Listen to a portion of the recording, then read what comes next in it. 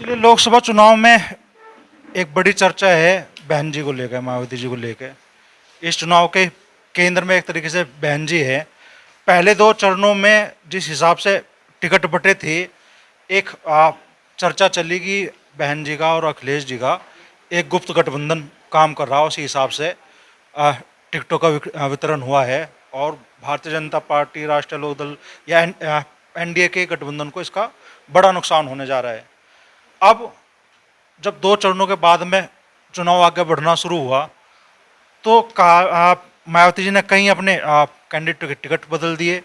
अब कहा जा रहा है कि भाई मायावती जी भारतीय जनता पार्टी के दबाव में है और उस हिसाब से भारतीय जनता पार्टी को वो एक तरह से वो कवर दे रही है चुनाव जीतने का।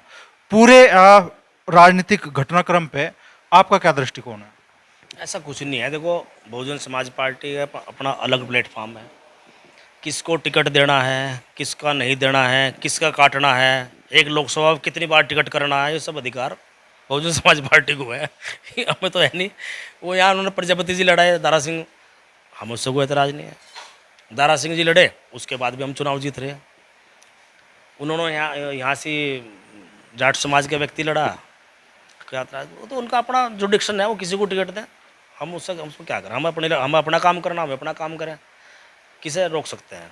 नहीं तो मानना जा रहा था ना भाई, मान लो बिजनौर से जाट लड़ रहा है, जाट वोट बटी तो फायदा समाजवादी पार्टी को। मुजफ्फरनगर में प्रजापति समाज से कैंडिडेट हैं दारा सिंह प्रजापति, अगर प्रजापति समाज की वोट कटी। मोदी जी सत्ता में आए हैं, देश जो है जाति विहीन हुआ है, जातियों को अस्तित्व नहीं है। ये सब बेकार की बातें विपक्ष के लोग फैला रहे हैं और कुछ नहीं। ये ही कह रहे हैं कि बहुजन समाज पार्टी उनसे मिली हुई है। ये बहुजन समाज पार्टी के बेस वोट को भ्रमित करना चाहते हैं और कुछ नहीं। ये बेस वोट को भ्रमित कर रहे हैं कि भाई बहन जी तो उधर मिली हुई है, आप हमें वोट दे दो, क्योंकि इन्हें पता नहीं कमज़ोर है। ये इनकी नज़र दूसरे के वोट पे है, अपने पास तो इनके है नहीं इतनी।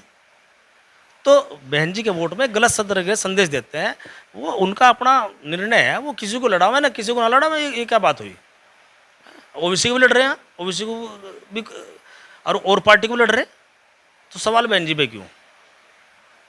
ये तो ये अपने फायदे के लिए इस बात का प्रचार अंदरूनी जो है करवाते हैं अपने लोगों से।